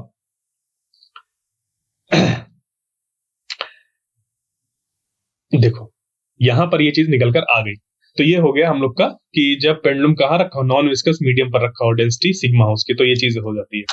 उसके बाद अभी क्या है कि उसी पेंडुलम को अगर हम लोग ने रख दिया एक लिफ्ट पर जो कि मूव कर रही है किसी एक्सेलरेशन से, अब जो ये लिफ्ट है वो ए एक्सेलरेशन से ऊपर मूव कर सकती है या फिर ए एक्सेलरेशन से नीचे मूव कर सकती है। ये दोनों ही केस हम लोग को लेकर चलना है। तो सिंपल से समझिए, अपने जो आपका कभी एक्सपीरियंस हो लिफ्ट में चलने का, तो देखिए जब आप लिफ्ट में खड़े होते हैं और लिफ्ट जा रही है ऊपर, ठीक है, आप खड़े हैं लिफ्ट में और लिफ्ट जा रही है ऊपर, तो लिफ्ट क्या कर रही है आपको, लिफ्ट एक्चुअली आपके पैरों पर एक फोर्स अप्लाई करती है जिसकी वजह से जो आपको महसूस होता है जी, वो बढ़ा हुआ महसूस होता है। यानी कि जो जी इफेक्टिव होता है वो बढ़ा हुआ महसूस होता है आपको। तो जिस एक्सेलरेशन के साथ ये जो लिफ्ट जाती है वो आपका मतलब जो आपके ऊपर जी लग रहा है उस पर वो एक्ट हो जाता है। सर मैं यही तो नहीं सोच पा रहा कि एरिया क्या इंक्रीज करना चाहिए। देखो एरिया इंक्रीज कर पाओ या ना कर पाओ, एफ भी रिड्यूस कर सकते हो प्रेशर रिड्यूस करने के लिए, हाँ या ना? तो एफ कैसे रिड्यूस होगा, फोर्स कैसे रिड्यूस होगा? हम लोग क्या करें कि ऐसी चीजें छोड़ दें जिसपे कि हम लोग के क्वेश्चन बहुत कम बनते हैं, या उन चीजों को छोड़ दें जिससे कि हम लोग का टाइम वेस्ट होता है। क्लियर? क्योंकि देखो हम जो है वो तो उतने ही है, धीरे धीरे बिल्डअप होते हैं, धीरे धीरे चीजें बढ़ती हैं हम लोग, ठीक है, थोड़ा थोड़ा मेंटल ग्रोथ होती है। बट अभी क्या कर सकते हैं, क्योंकि हम लोग को अपना जो प्रेशर है वो रिड्यूस करना है, तो जो ऊपर हम लोग के फोर्स अप्लाई हो रहा है उसको भी थोड़ा सा रिड्यूस कर लें। क्लियर? ये कर सकते हो। बाकी एरिया तो धीरे धीरे बढ़ता है खुद का, ठीक है। तो अब देखो यहां पर क्या है कि इस केस पर जब भी लिफ्ट अपवर्ड मूव होगी और उसके अंदर एक पेंडुलम होगा, क्या होगा, एक पेंडुलम रखा होगा, तो उसका जो जी इफेक्टिव बनेगा वो बनेगा G effective is equal to G plus A. क्या बनेगा? जी प्लस ए बनेगा। क्लियर? और अगर यही लिफ्ट डाउनवर्ड जा रही हो तो उस केस में जो जी इफेक्टिव होगा वो रिड्यूस हो जाएगा, यानी कि जी इफेक्टिव जो निकल कर आएगा वो जी की वैल्यू से कम होगा। ठीक है, एक फ्री फॉल वाली कंडीशन को टेंड करता है। देखिए अगर आपको ये चीज भूलती है कि ऊपर जाने में जी बढ़ेगा या घटेगा, तो देखिए सिंपल से समझिए इसको एक चीज से, कि अगर किसी बॉडी को यहां से ऊपर से छोड़ दिया जाए, फ्री फॉल की कंडीशन में रख दिया जाए, तो उसमें लगने वाला जो जी होता है वो होता है 0। यानी कि जब बॉडी नीचे जा रही है तो जी की वैल्यू रिड्यूस होकर कहां पहुंच गई? 0 पे। समझिएगा, जब बॉडी फ्री फॉल की कंडीशन में है तो उस पर लगता है जी 0। जब भी बॉडी फ्री फॉल की कंडीशन में होती है उस पर लगता है जी 0। और क्योंकि अगर वो बॉडी नीचे की तरफ जा रही है तो उसका जो जी है वो हो रहा है रिड्यूस, और होते होते फ्री फॉल की कंडीशन में आ जाता है 0 पर। तो अगर वो किसी एक्सेलरेशन से वो नीचे जा रहा है जो कि जी से क्या है हम लोग का कम है, तो उस केस में जो जी होगा वो ऐसे जी माइनस ए कर देंगे और जी इफेक्टिव निकल कर आ जाएगा, रिड्यूस होगा। ठीक है, तो रिड्यूस करने के लिए हमें ए से उसको माइनस करना पड़ेगा।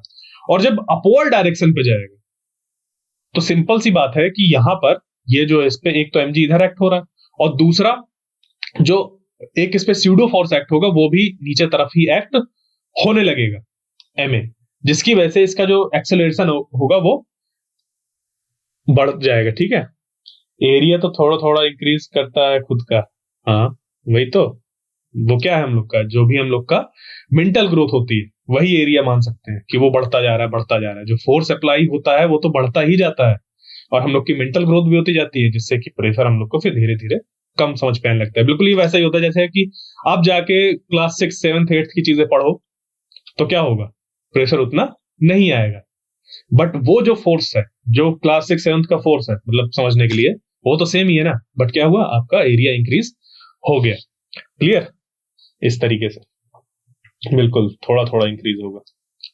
अब देखिए यहाँ पर क्या है, ये चीजें ध्यान रखनी, तो इसको हम लोग यहाँ पर पुट कर देंगे तो टाइम पीरियड जो होगा वो यहाँ पर निकल कर आ जाएगा। यानी कि यहां से क्या चीजें निकल कर आई कि जब भी हम लोग को यहाँ पर बताना हो कि टाइम पीरियड इंक्रीज होगा या डिक्रीज होगा, लिफ्ट कैसे मूव कर रही है वो हमें देखना होगा, यहां पर पुट करेंगे। और जब यहाँ पर जो जी इफेक्टिव की वैल्यू है वो जी से कम आएगी तो टाइम पीरियड बढ़ जाएगा, और अगर इसकी वैल्यू क्या हो गई, ज्यादा हो गई जी से, तो टाइम पीरियड घट जाएगा, क्योंकि इनवर्सली रिलेटेड है। ओके, ये चीज थी। अब चलते हैं आगे, और बात आ जाती है वही कि pendulum is in freely falling state या फिर है ऑर्बिटिंग सैटेलाइट पर। तो इन दोनों केस पे ही, इन दोनों ही केस पर जो जी की वैल्यू होती है, जी इफेक्टिव की वैल्यू होती है, ठीक है ना, इफेक्टिव वैल्यू ऑफ जी जो होती है वो होती है 0। क्या होती है, 0। तो टाइम पीरियड पर जब हम लोग इसकी वैल्यू 0 पुट करेंगे एल बाई जी, तो ये 2 पाई और यहां पर एल बाई हो जाएगा 0, यानी कि इनफाइनाइट को टेंड करेगा। जो टाइम पीरियड है वो क्या करेगा, इनफाइनाइट को टेंड करेगा। इनफाइनाइट टेंड होने का मतलब ऐसा नहीं है कि वो ऐसा ऑसिलेट करेगा, इनफाइनाइट होने का मतलब कि ऑसिलेट ही नहीं करेगा वो। क्यों, क्योंकि ऑसिलेशन के लिए चाहिए एक रिस्टोरिंग फोर्स जो कि प्रोवाइड करता है जी, एक्सेलरेशन ड्यू टू ग्रेविटी की वजह से आता है, और वही नहीं है तो एसएचएम किस बात का। क्लियर, तो इस तरीके से जो टाइम पीरियड हो जाता है वो हो जाता है इनफाइनाइट, यानी कि ऑसिलेशन होता ही नहीं है अगर फ्री फॉल की स्टेट में हो। ठीक है, तो ये चीजें ध्यान रखनी है। आगे है, अगर पेंडुलम पर जो मास है वो m हो और उस पर जो चार्ज है वो q हो, और उसको रख दिया जाए एक इलेक्ट्रिक फील्ड E में। अब जो इलेक्ट्रिक फील्ड की डायरेक्शन है वो अपवर्ड डायरेक्शन में ऐसे लगी हुई है, तो फिर क्या होगा इस पे। तो देखिए सिंपल सा क्या है कि हम लोग को जब भी टाइम पीरियड निकालना होता है तो क्या देखते हैं, एल इफेक्टिव और जी इफेक्टिव। यहां पर जो चेंज होगा वो होगा जी इफेक्टिव, मतलब जी की वैल्यू चेंज होगी, जी इफेक्टिव पे आएगा अंतर। कैसे आएगा देखिए, अब समझिए। अगर इलेक्ट्रिक फील्ड अपवर्ड डायरेक्शन में एक्टेड है तो यहां पर ये जो बॉब है, क्योंकि उस पे चार्ज क्यू है तो उस पे एक अपवर्ड डायरेक्शन में फोर्स लगेगा क्यूई। डाउनवर्ड फोर्स एक्ट हो रहा है mg, अपवर्ड फोर्स एक्ट हो रहा है QE, तो उसकी वजह से क्या होने लगेगा, उसकी वजह से एक जो फोर्स नीचे लग रहा था वो रिड्यूस हो रहा है। क्या हो रहा है, रिड्यूस हो रहा है। यानी कि जब इलेक्ट्रिक फील्ड एक पॉजिटिव चार्ज पर अपवर्ड डायरेक्शन में लगेगी, यानी कि जो फाइनल फोर्स जो लगेगा इस चार्ज पर वो अपवर्ड डायरेक्शन पे अगर लग रहा है, तो उस केस में जो साइन आएगा यहां पर वो आ जाएगा माइनस। और अगर यही इलेक्ट्रिक फील्ड डाउनवर्ड डायरेक्शन में होती E, तो यहां पर फोर्स किधर लगता, डाउनवर्ड डायरेक्शन में, mg सेम डायरेक्शन में हो जाते, तो G plus QE by M हो जाता। QE कैसे, F is equal to QE हो गया, और F जानते हैं हम लोग होता है MA, तो A is equal to QE by M। ठीक है, तो यहां पर ये इस वजह से ये जो M है वो यहां पर अपीयर हो रहा है, इस बॉब का मास, और यहां पर ऐसे टाइम पीरियड निकल कर आ जाएगा। ठीक है, तो ध्यान रखिएगा, अभी इसी में 4 चीजें फॉर्म होती हैं। कैसे, 2 तो केस यहीं पर बन गए कि चार्ज Q है यानी कि प्लस Q है, एक बार इलेक्ट्रिक फील्ड अपवर्ड लग रही है और एक बार डाउनवर्ड लग रही है। क्लियर, उसके लिए फॉर्मूले निकल कर आ गए। जब वर्टिकली अपवर्ड एक्ट होगी तो यहां पर हम लोग का माइनस आएगा, जब डाउनवर्ड एक्ट होगी तो प्लस आएगा। इसी में अगर क्या बन जाए कि ये जो Q है वो माइनस हो जाए तो आपको कुछ नहीं सोचना। जो इलेक्ट्रिक फील्ड वाला जो अभी मैंने समझाया कि जब इलेक्ट्रिक फील्ड अपवर्ड एक्ट होगी तो माइनस आएगा, यहां पर लगा दीजिए तो क्या बन जाएगा, T is equal to 2 pi under root L by G minus QE by M, ये बन जाएगा, हाँ या ना। अब क्या है, ये जो Q है यहां पर अगर हम लोग को माइनस दिया होता, क्या दिया होता माइनस, तो यहां पर Q की भी वैल्यू क्या रख देते, माइनस रख देते। तो जैसे ही Q की वैल्यू माइनस रखेंगे तो माइनस माइनस हो जाएगा प्लस, तो ये निकल कर आ जाएगा हम लोग का एक्सप्रेशन। क्लियर। तो अगर Q की जगह पर माइनस Q है तो हम लोग को बस वही करना है, Q की जगह पर माइनस Q पुट कर देना और बाकी जो चीजें हैं वो इसके अकॉर्डिंग हमें लेकर चलना है। क्लियर। तो अब चलते हैं आगे और देखते हैं दूसरा केस जहां पर क्या है कि जो इलेक्ट्रिक फील्ड है जैसे कि अभी वर्टिकल डायरेक्शन में लगी थी, यानी कि mg अगर इस तरफ था तो E इधर थी या फिर इधर थी। अभी क्या है कि mg अगर डाउनवर्ड एक्ट हो रहा है तो जो इलेक्ट्रिक फील्ड है, इलेक्ट्रिक फील्ड की डायरेक्शन ऐसे है या फिर ऐसे है। तो इलेक्ट्रिक फील्ड चाहे ऐसे हो चाहे ऐसे हो, उसके लिए जो टाइम पीरियड का एक्सप्रेशन निकल कर आता है वो निकल कर आता है ऐसा। अब इसको ध्यान से देख लीजिए, यहां पर 2 बार अंडर रूट लगा हुआ है। T is equal to 2 pi under root L by under root G square plus Q square E square by M square. ठीक है। तो हॉरिजेंटल डायरेक्शन में जब E एक्ट होता है तो उस पर जो G इफेक्टिव की वैल्यू निकल कर आती है वो होती है under root G square plus Q square E square by M square. Clear. ये चीजें होती हैं, तो ये हमें ध्यान रखना है G इफेक्टिव की वैल्यू जब क्या हो, E हॉरिजेंटल डायरेक्शन में एक्ट हो रही हो। क्लियर। तो अब L की वैल्यू दी होगी, Q E सब की वैल्यू दी होगी, निकाल लेंगे। तो अब मतलब सिंपल मैथमेटिक्स रहेगा उसको सॉल्व करना। अब देखते हैं कि अगर L जो है वो सिंपल पेंडुलम का क्या कर दिया जाए, इंक्रीज कर दिया जाए ऐसे कि L टेंडिंग टू इनफाइनाइट हो। L टेंडिंग टू इनफाइनाइट का मतलब कि जो L है वो R के कंपैरिजन में बहुत ज्यादा हो जाए। ठीक है। R क्या है यहाँ पर, रेडियस ऑफ अर्थ है। अब देखिए जो इसका डेरिवेशन होता है वो तो अभी हम लोग ने किया नहीं ना, तो इसके डेरिवेशन से ये चीज निकल कर आती है, ये वाला कॉन्सेप्ट, जहां पर कि जब L टेंडिंग टू क्या होने लगता है, इनफाइनाइट, यानी कि L बहुत बड़ा हो जाता है R से, उस केस में यहां पर L की बजाय R आ जाता है। और जब वैल्यूज पुट करते हैं हम लोग तो कुछ 84.6 मिनट्स जो टाइम पीरियड होता है वो निकलकर आता है। क्लियर। ये ध्यान रखना है एक चीज। और चलते हैं आगे। अब देखते हैं कुछ ग्राफ्स के बारे में कि अगर कोई हम लोग के ग्राफ है, किसके किसके बीच में अगर कह दिया जाए लेंथ और टाइम पीरियड, लेंथ और टाइम पीरियड का स्क्वायर, तो वो ग्राफ कैसे फॉर्म होते हैं। तो देखिए अगर लेंथ और टाइम पीरियड की बात करें तो लेंथ और टाइम पीरियड का जो ग्राफ निकल कर आता है वो कुछ ऐसा निकल कर आता है। इधर अगर हम लोग ने मान ली कि लेंथ है और इस तरफ क्या है, टाइम पीरियड। क्लियर। तो देखिए जो टी होता है वो क्या होता है, अंडर रूट L बाई जी होता है, यानी कि जो टी है वो प्रोपोर्शनल टू है ये, यानी कि T square is equal proportional to L। ठीक है। तो टी को अगर हम लोग किधर ले लें, टी को अगर हम लोग इधर ले लें इस जगह पर, ठीक है, तो हम लोग का ग्राफ जो होगा वो एक पैराबोला बन जाएगा और इधर जो होगा इस तरीके से कुछ ऐसा पैराबोला हम लोग को मिल जाएगा। ठीक है। यानी कि L की प्लस माइनस, सॉरी ये इधर नहीं होगा, ऐसा ही होगा, T इधर और L इधर। ठीक है। कि जब यहां पर हम लोग क्या ले रहे हैं, T की प्लस और माइनस की वैल्यू ले रहे हैं तो जो L मिल रहा है हम लोग को वो सेम मिल रहा है, मतलब कि T प्लस के लिए और T माइनस के लिए जो L की वैल्यू आ रही है वो सेम आ रही है। यानी कि मान लीजिए माइनस यहां पर प्लस T लिया है कुछ और इधर माइनस T लिया है, उसके लिए जो वैल्यू निकल कर आएगी वो सेम ही होगी। ये कुछ इस तरीके से फॉर्म होता है, पैराबोला इस तरीके से फॉर्म हो जाता है। तो ये जो बन रहा है ये वाला, ये एक पैराबोला फॉर्म हो रहा है और किसका ग्राफ है, ये L और T के बीच का ग्राफ है, जहां पर जो T है वो इस तरफ है और L इस तरफ है।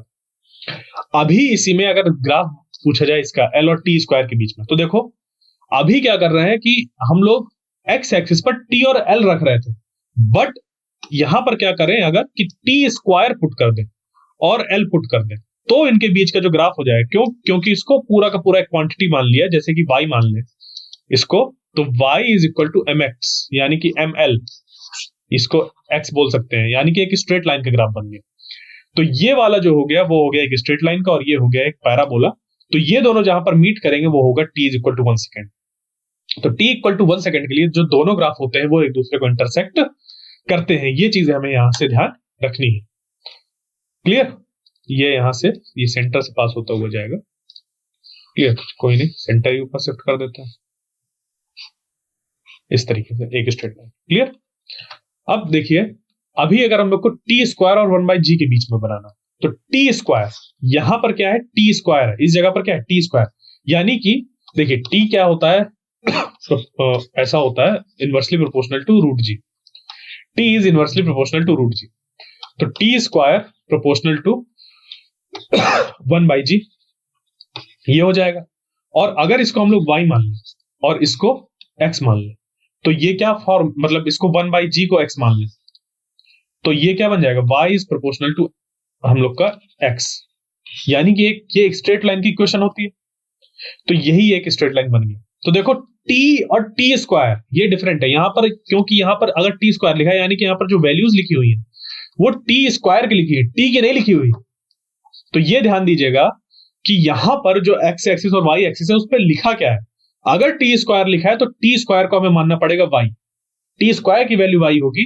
और 1/g के साथ अगर हम लोग को दिया हो तो 1/g को मानना पड़ेगा x। तो जो निकल कर आएगी इक्वेशन वो आएगी y प्रोपोर्शनल टू x, यानी कि एक स्ट्रेट लाइन।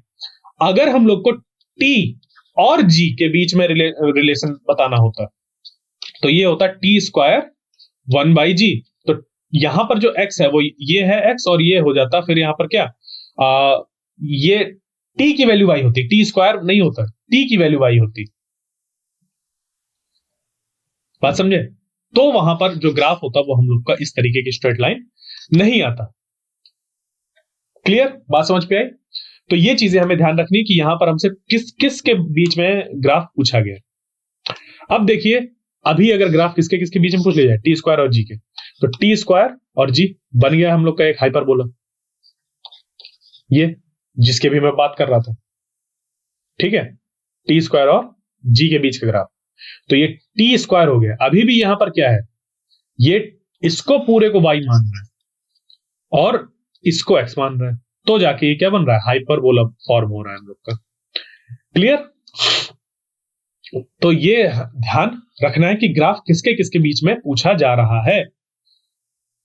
ठीक है, सेम इक्वेशन और उस पे अलग अलग, कभी टी स्क्वायर जी के बीच में पूछ लेगा, कभी टी और जी के बीच में पूछ लेगा, कभी टी स्क्वायर और एल के बीच में पूछ लेगा। ठीक है, टी और एल के बीच में पूछ लेगा। इस तरीके से चीजें होंगी वो चेंज होंगी। क्लियर? अब चलते हैं कुछ क्वेश्चंस को देखते हैं, जैसे कि ये क्वेश्चन सबसे पहला कि a body performs HSM, its kinetic energy K varies with time as indicated in the graph।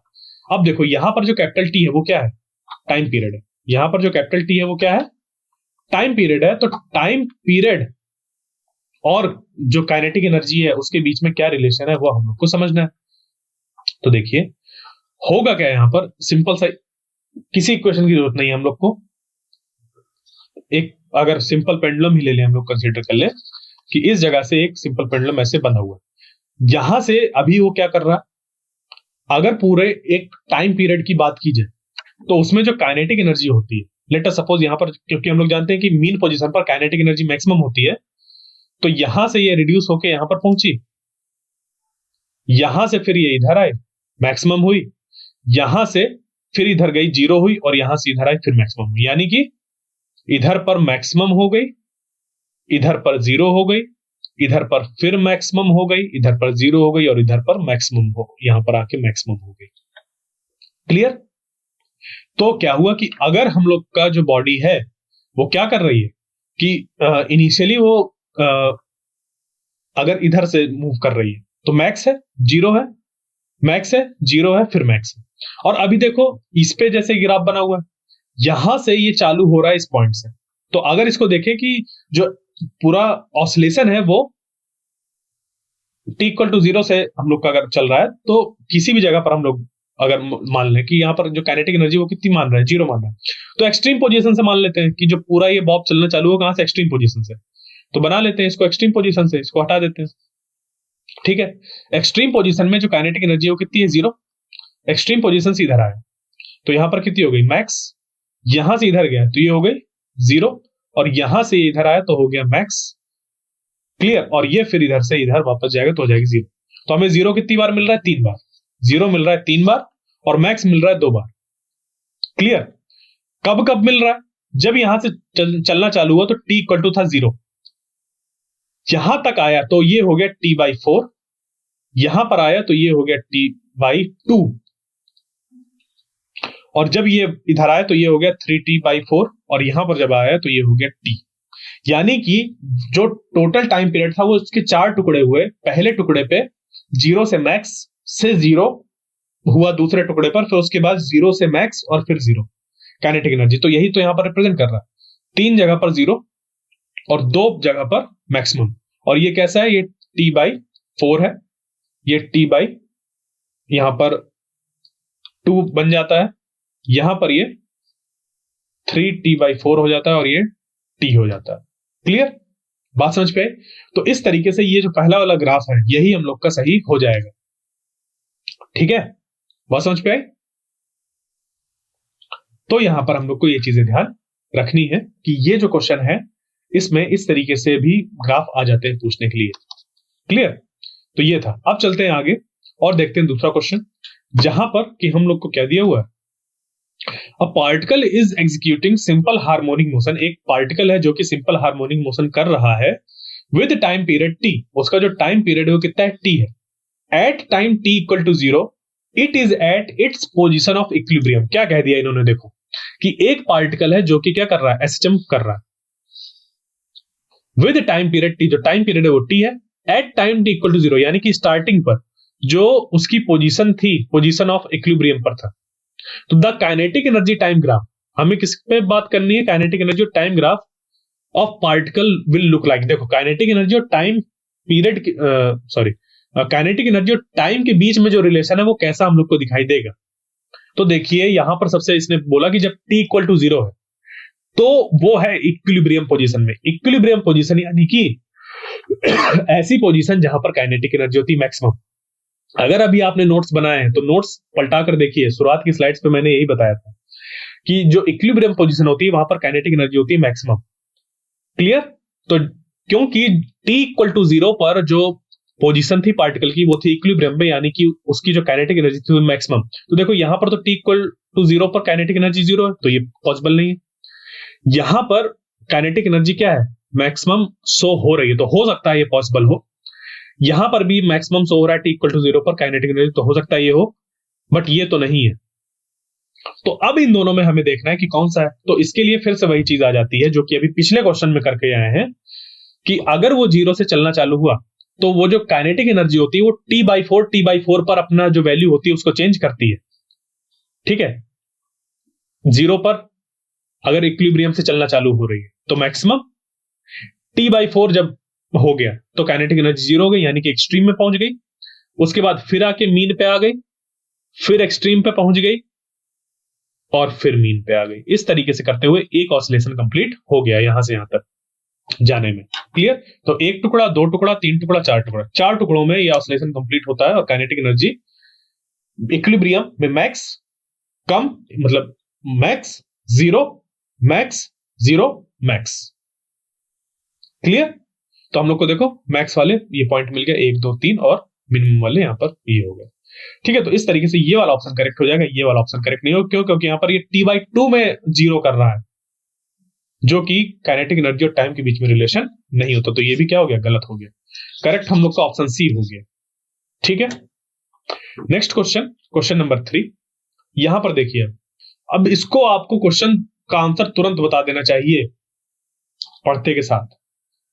क्या लिखा हुआ है, for a simple pendulum a graph is plotted between its kinetic energy and potential energy against it's displacement d, which one of the following represents these correctly.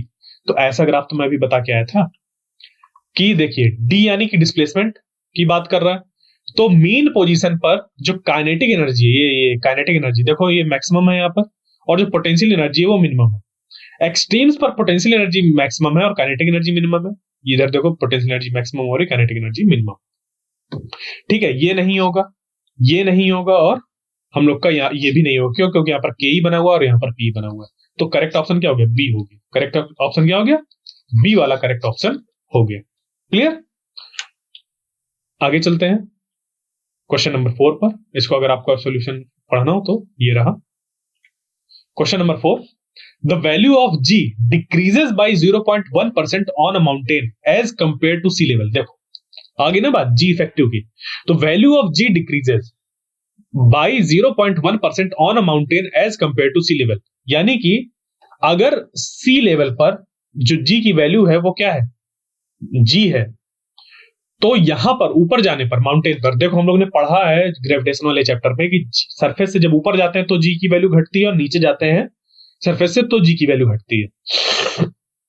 ठीक है, तो जब ऊपर गए कहा माउंटेन पर, तो जी इफेक्टिव जो निकल कर आएगा उस पर हम लोग का हो जाएगा जी माइनस 1, मतलब 0.1% ऑफ जी। ये हम लोग को करना है। तो यहां से जी कॉमन हो जाएगा और ये हो जाएगा 1 माइनस 0.1 डिवाइडेड बाई 100। ठीक है, तो यहां से जो भी चीज होगी वो निकालना होगा, और फिर उसको हम लोग को क्या करना होगा कि ये आगे क्या पूछा है? If a simple pendulum is used to record time then the length must B.